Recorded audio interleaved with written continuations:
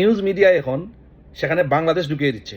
দেখলাম সাম্প্রতিককালের ঘটনায় ভারত পাকিস্তান মুখোমুখি অবস্থা, যে কোনো সময় বড় ধরনের অঘটন ঘটতে পারে।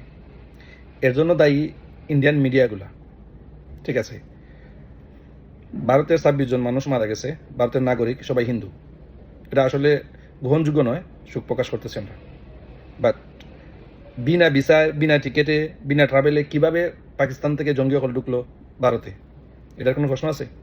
এত নিরাপত্তা বিস্তৃত বর্ডার, এত কড়া নিরাপত্তার থাকে এই বর্ডারের মধ্যে, তারপরেও কিভাবে সৈন্য হল ঢুকলো বা জঙ্গিরা ঢুকলো?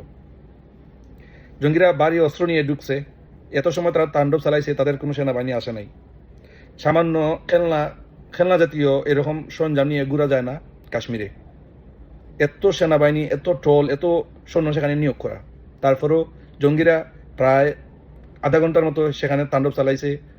ফ্যান খুলে চেক করছে, নাম জিগাইছে, কালেমা ফরাইছে। এত সময় জঙ্গি, তাদের সেনাবাহিনী, তাদের পুলিশ কোথায় ছিল?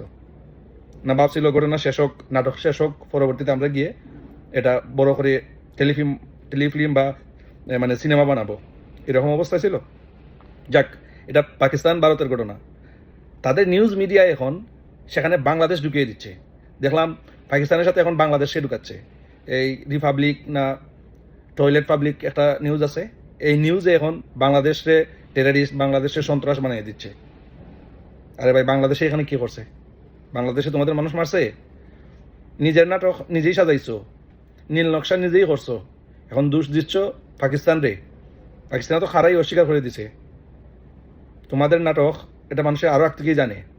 ফার্স্ট একবার করছো, এখন সেকেন্ড বার।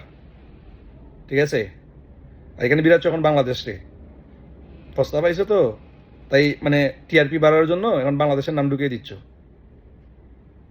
বস্তা ফস্তা নিউজ বদ্ধ করো, না হয়তো পরবর্তীতে ফস্তাইবা। ঠিক আছে।